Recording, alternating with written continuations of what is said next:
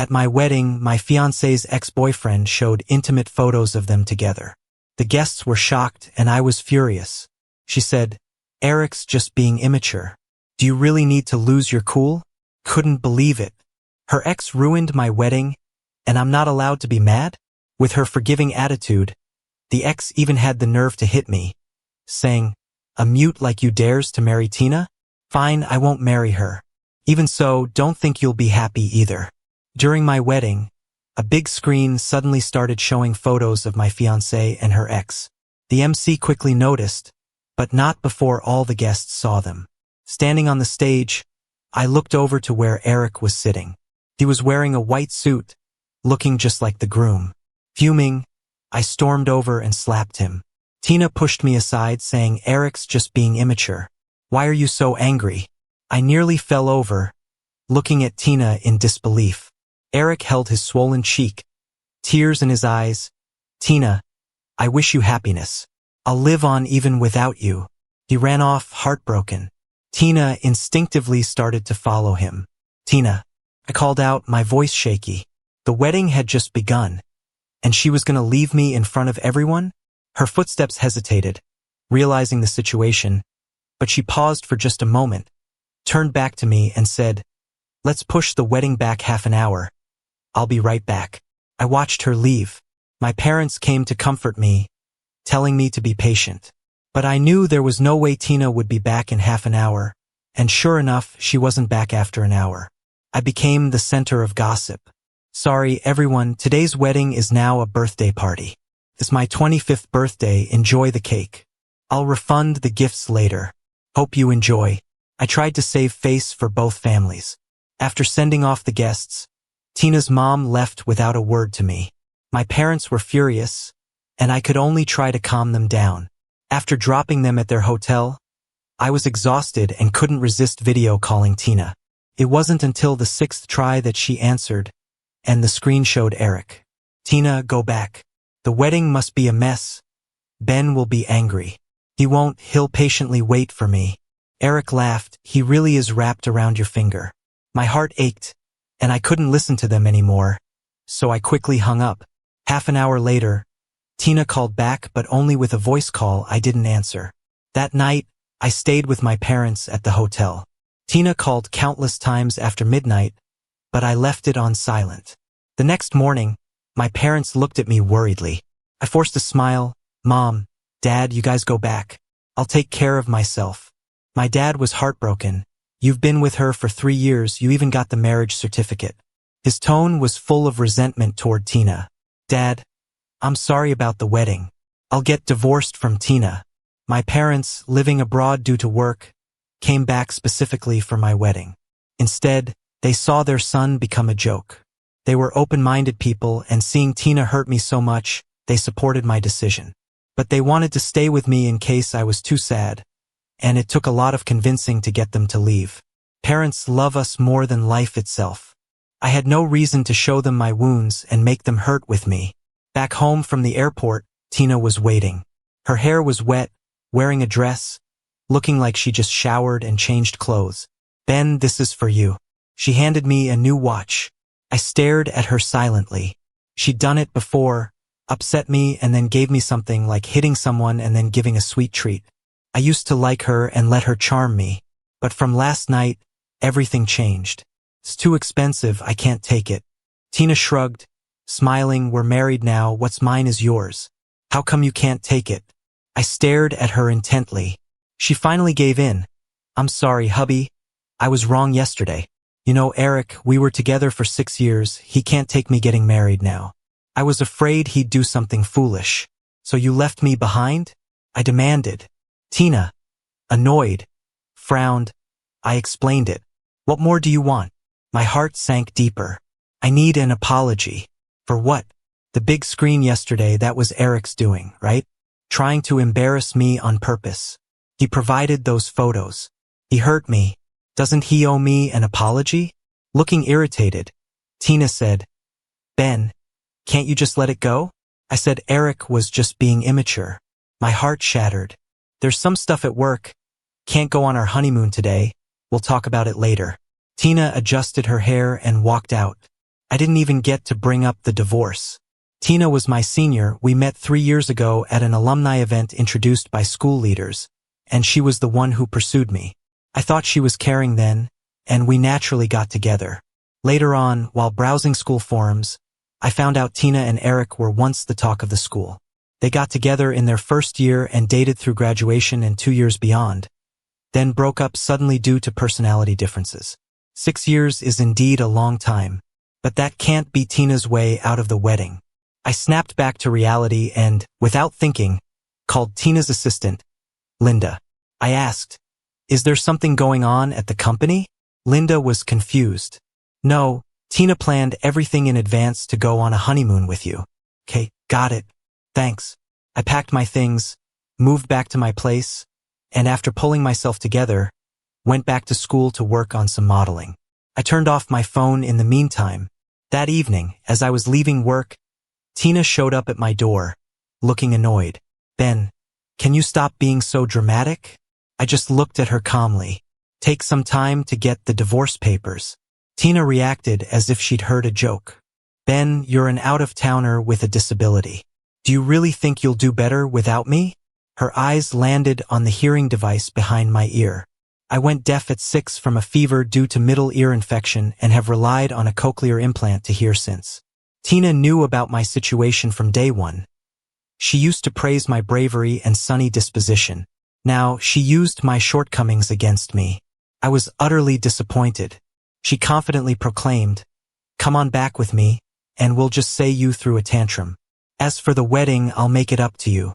Her voice dripped with patronizing charity, as if I was lucky to be with her. "I mean it. I'm not just acting up," I said sincerely. But Tina didn't believe me. She looked at me from head to toe. "Did you get your clothes from the supermarket?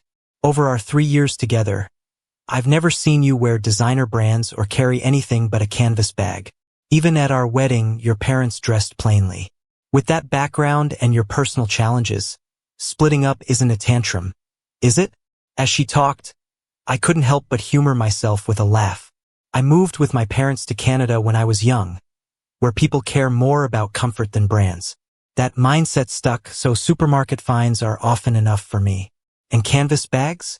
They're simple, eco-friendly, and practical. I never imagined Tina would see my lifestyle as a reflection of my family background. It's honestly amusing. Since when did wealth demand glitz and glam?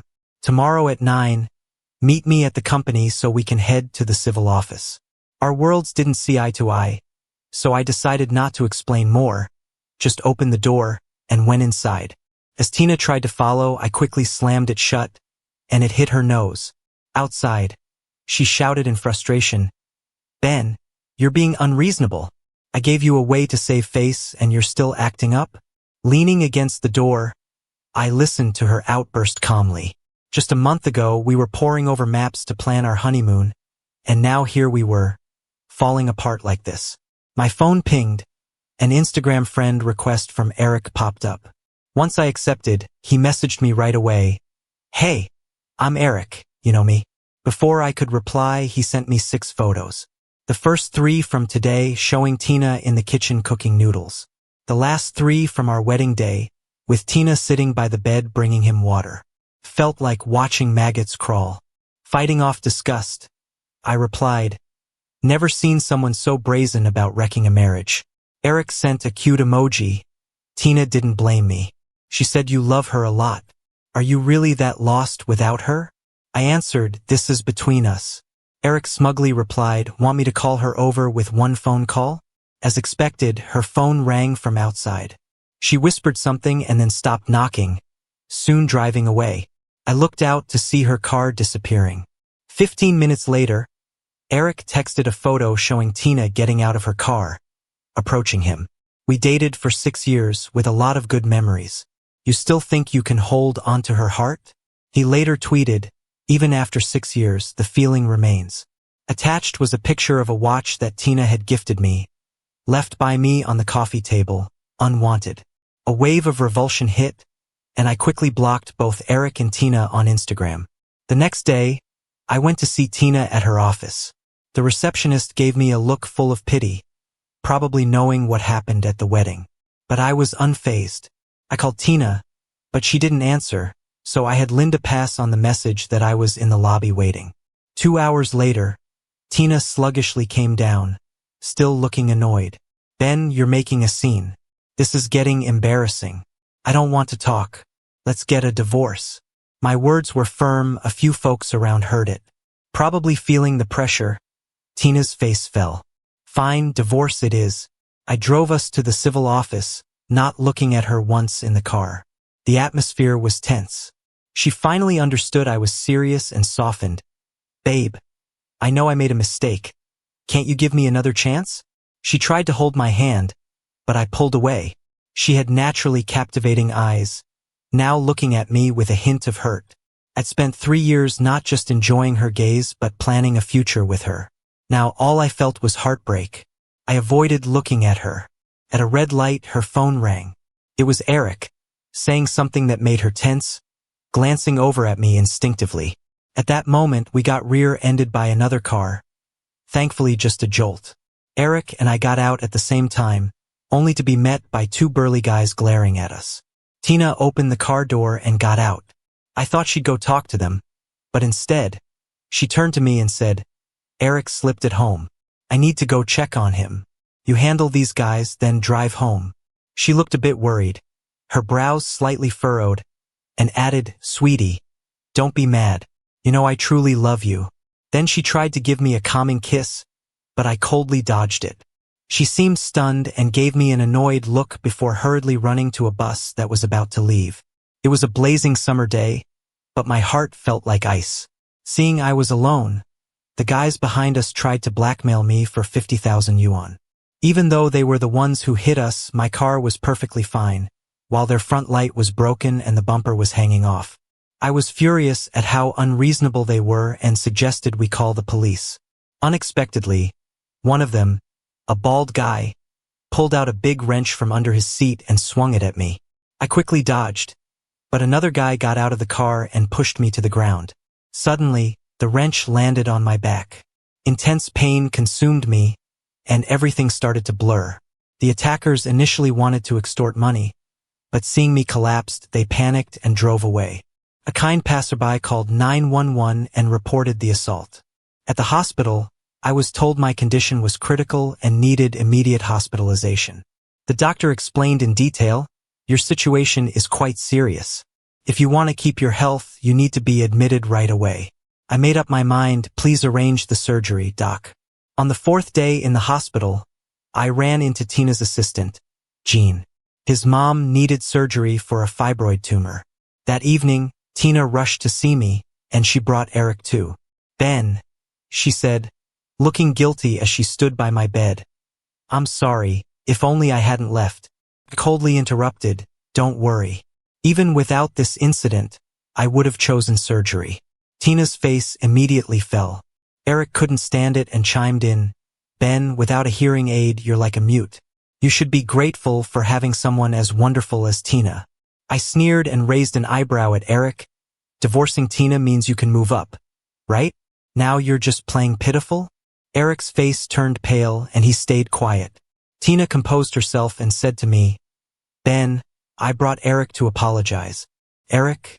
With reluctance, Eric mumbled, I'm sorry. I shouldn't have ruined your wedding. It was all my fault. I watched their act with interest. Earlier today, I had a chat with Jean and found out that Tina had been traveling with Eric for work. Word was, Tina made Eric her chief secretary. Tina, I said, I just want a decent divorce. You're the CEO of a company. If I were to tell journalists things I shouldn't, it might hurt your image as a businesswoman. Tina didn't expect me to say this. A hint of disdain crossed her face. Fine, we'll divorce. Just don't regret it later. I smiled faintly. I won't regret it. The next morning, I couldn't wait to meet Tina at the civil affairs office. After the paperwork, I felt so much lighter. Eric got out of the car to greet newly divorced Tina, and she seemed to be in a good mood. As we parted, Tina remarked, let's see how you get by without me. Once my health returned, I threw myself back into work. The math modeling project for the reservoir I led was wrapping up, and the government was starting the bidding process. Several bidding companies asked to meet me, hoping to get data on the reservoir construction. Ben, there's a company that wants to meet. When are you available? My assistant Mike asked. Turns out the company was founded by Tina. I never thought they'd be part of the bidding. To save everyone's time, I instructed Mike to arrange a joint meeting for all companies involved in the bid, and not to accept any private appointments. The meeting was scheduled at the school's office building. By the time I arrived, all the company reps were there. The reservoir was a big project, with an estimated government cost of around 4.5 billion yuan. Projects like this not only bring in significant profits, but also boost the company's reputation. So it's no wonder all the top execs showed up. Ben, Eric and Tina were sitting together in the front row. Seeing me, they sneered, "This isn't your place." Tina assumed I was there to cause trouble. She got up, warning, "Ben, we're divorced. Don't mess this up for me." I chuckled, "Tina, it's been 2 months, and you're still so full of yourself." Tina eyed me warily. Mike stepped in. "Tina, please take your seat. Ben will brief everyone together. No private meetings." Tina stepped back confused. Mike introduced me. "Hello everyone, this is my PhD advisor, Ben. He's the lead engineer for the reservoir project's math modeling, and he'll share the relevant data with you." Tina and Eric's faces changed instantly. As their shocked gazes bore into me, I went to the podium and began my presentation. After the meeting, Tina hurried over. "You're the lead engineer for the modeling? At your age?" I calmly responded, "Didn't you know about prodigies, Tina? My dad's a legend in the math world, and my mom's famed in architecture. I grew up surrounded by this and fell in love with math as a kid. I leapfrogged grades straight to my PhD, graduated in Canada, and returned to take my parents' advice to teach at a university back home as a doctoral advisor and take on math modeling projects. Maybe my deep dive into math blinded me to the truth. Tina was my first love, and I had zero experience in dating. I didn't notice how distant she was. She never asked about my background, never cared about my work, or introduced me to her social world. Looking back, the sweetness we had now seems cold and indifferent. Good thing we're done. I turned around and walked away. I could hear Eric questioning me from behind. Definitely acting. He's only 25, right? Younger than us by a few years. Who's he trying to fool?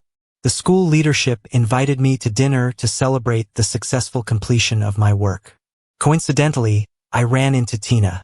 She was seeing off a group of elite people and walked over to say hi when she saw the school leaders, looking surprised when she recognized me. The school leader who introduced Tina and me was there too. As soon as Tina sat down at the table, he started talking. "Tina, I know Ben is excellent, that's why I introduced him to you.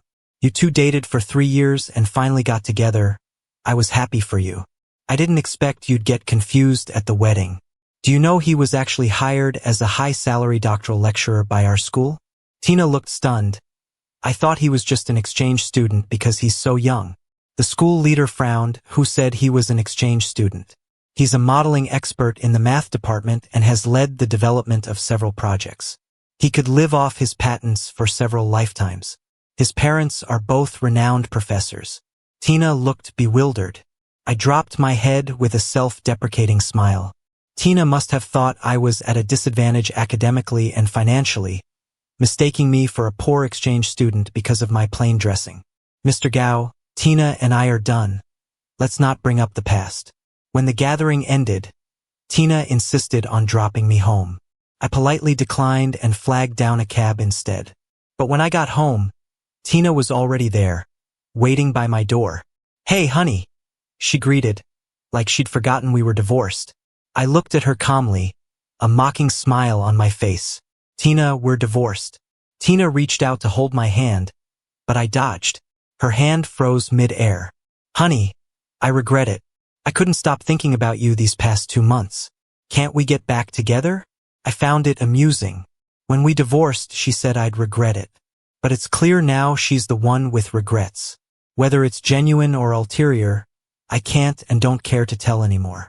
"Sorry, I'm not interested in getting back." I flat out rejected her. Over the next few days, Tina kept showing up in my life. When I was in the lab doing experiments, she'd wait outside with a bouquet. During my lectures, she'd sit like a dazed student in class. She'd even show up at my door in the morning with breakfast. Her harassment was incredibly annoying. When Tina showed up again, I laid it out clearly. I'm not interfering with the bidding. It's all up to Fuyang Company's capabilities. Tina froze. Ben, I'm truly regretting, it has nothing to do with the bidding. I stayed silent for a moment. When I looked her in the eye again, I spoke calmly yet firmly, but I no longer love you. Tina's face fell and she didn't come back that day. But that night, I got a call from an unknown number. Eric was sobbing, asking me to pick Tina up from a bar. I found it absurd and hung up. The next day, Eric came to school to find me. Ben, do you know how much effort Tina put into this project? How many nights she stayed up working? Are you okay with seeing her efforts go to waste? You've got the wrong guy. I'm just in charge of modeling. Bidding is not my department. Eric pressed, we know who you really are. With your influence, you could make Tina's company win the bid with just one word. You love Tina so much, and now you won't even help with this little thing? I chuckled, things change. After how Tina's treated me, you think I still love her. Eric's breath caught. Tina liked you after all. Can't you help her for the sake of what you had? I really can't. Just as it was time for my class, I turned and left. Eric, at wit's end, yelled, Ben, if you don't help, I'll make you regret it. I paused, looked back at Eric, her face twisted with anger. I smiled slightly. If they want to cause me trouble, I'll preempt them. Before I entered the classroom, I posted Eric's provocative messages online, along with a photo of him and Tina. I acted quickly, preventing Eric's rumors from spreading and publicly shaming him and Tina. With this happening, Fuyang's bidding eligibility might not hold up. Time flew and the school's anniversary celebration was coming up. I went to the mall and bought some nice clothes as per Mike's invite. On the day, I wore a formal white suit, drinking and chatting with alumni. The figure approached me. Tina gave me a deep look. Ben, you look handsome. I raised an eyebrow, thanks for the compliment. I know I'm not bad looking, just never really focused on dressing up or makeup. Tina's face fell a bit. About the rumors, it was just Eric's doing. I didn't know anything beforehand. I shrugged. No worries, I made sure to hit back. Eric had posted on the school forum, claiming I left my fiancée of 3 years for fame and used her for money. I countered by revealing the wedding sabotage and Tina's infidelity. My assistant Mike followed up, showcasing my success story, proving I was already accomplished before meeting Tina, with millions in the bank, never needing to spend her money. I had evidence, even photos of them at a hotel when I was hospitalized. This effectively shut them up. Tina was full of remorse. Ben, is there really no chance for us? Feigning surprise, I replied, weren't you in a deep relationship with Eric for 6 years? Tina's face twisted in pain. I'm sorry, Ben. Please, give me another chance? Ben, come here. I want to introduce you to this brilliant student. The school leader who introduced us walked over excitedly. I seized the chance to follow and meet the star student. She was a young girl, with deep eyes and features full of youthful maturity. It's you? I said in surprise. Ben. Someone called out excitedly. The school leaders looked at me, puzzled. Ben, do you know Linda? I smiled at Linda. We actually met when we were teenagers. My parents thought the math curriculum in Canada was slow, so they sent me to a tutoring class during holidays. We met there and saw each other again at the International Mathematical Olympiad.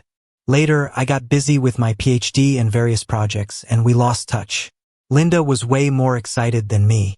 She came up and gave me a big hug. It's so great to see you again. I was pretty pleased too. The truth is, the school leaders weren't wrong. Linda was a true math genius. We were having a great time, chatting and laughing. Meanwhile, Tina stood off to the side, looking upset.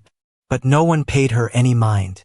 After her whole drama with Eric got posted on the forum by me, her reputation took a nosedive. Even the teachers who were once proud of her didn't want to acknowledge her. The school leaders were part of that crowd too.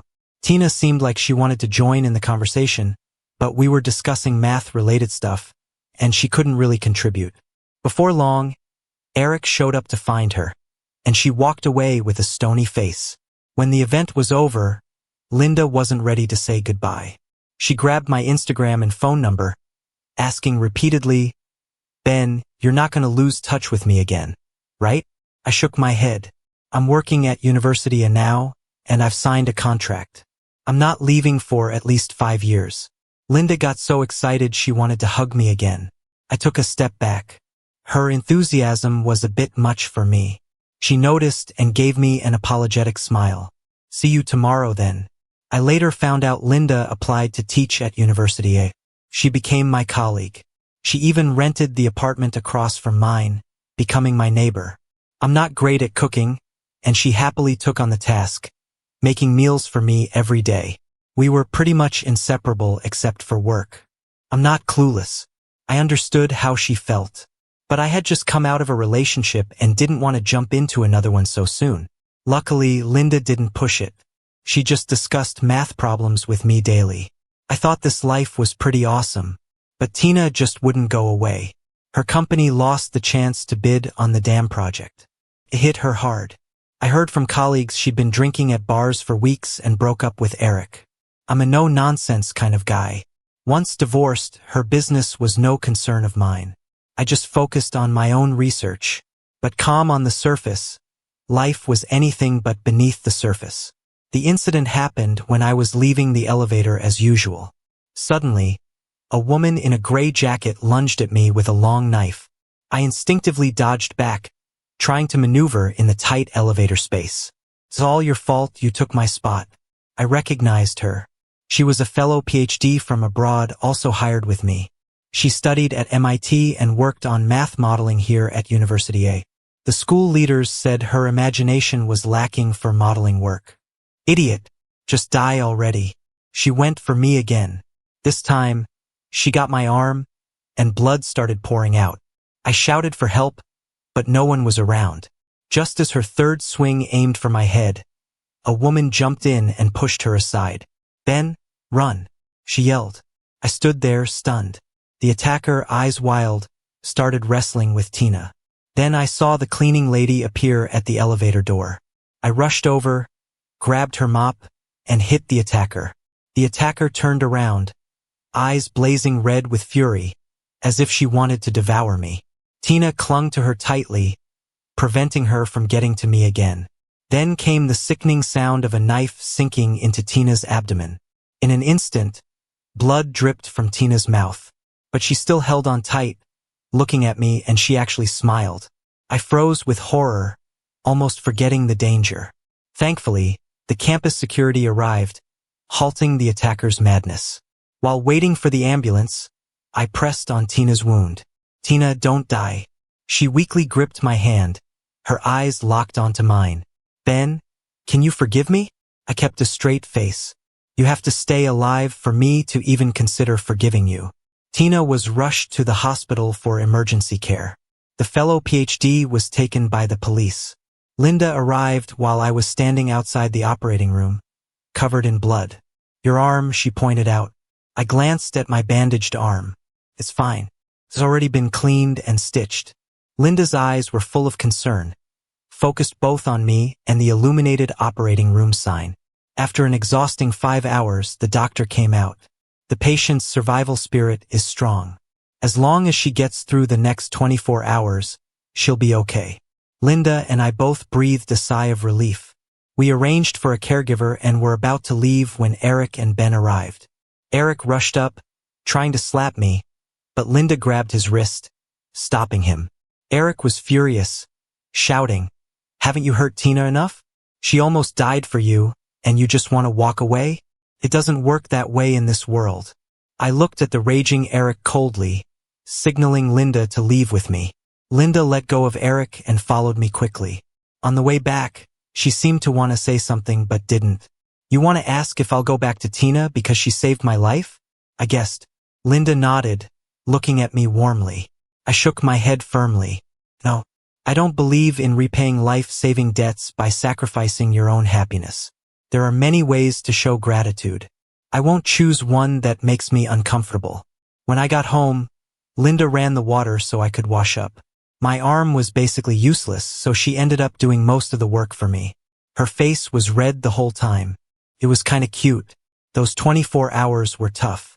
When we heard that Tina was awake, Linda and I went to the hospital to see her. Seeing the two of us together, Tina's face went even paler. I walked over to her bed, looked down and said, "Tina, you need to get better quick so you can manage Fuyang." She thought I was showing concern and her eyes brightened up. I continued, "Don't even think about cashing in on this favor. I'll just look down on you if you do." That shut down Tina's hopes completely. "This time you saved me, so consider it making up for all the past hurts. We're even now." Hating someone takes a psychological toll. I don't want to waste energy on someone who's not worth it. The moment you walk into Fuyang, I'll forgive you. Tina seemed glum, listening powerlessly, not saying anything. After I made my point clear, Linda and I left together. Half a month later, Tina was discharged, and I went to pick her up. She was still living in the apartment we had set up for our marriage, where nothing had changed, not even the action figures I'd bought, still in their spots. The watch was still there on the coffee table. Seeing where I was looking, Tina remembered something and quickly explained, "The one given to Eric is a knockoff. It's not the same as this one." I smiled at her calmly. "Let's not bring up the past." Tina swallowed her words, looking pale as she sat on the couch, still with the cushions I'd bought. She picked one up and placed it on her lap in silence. "I had arranged for a housekeeper for her. You're not completely healed yet. Take it easy and rest at home." Once the housekeeper arrived, I got ready to leave. Tina stood up and called out to me, "Ben, you know, right?" I turned to look at her. "I know.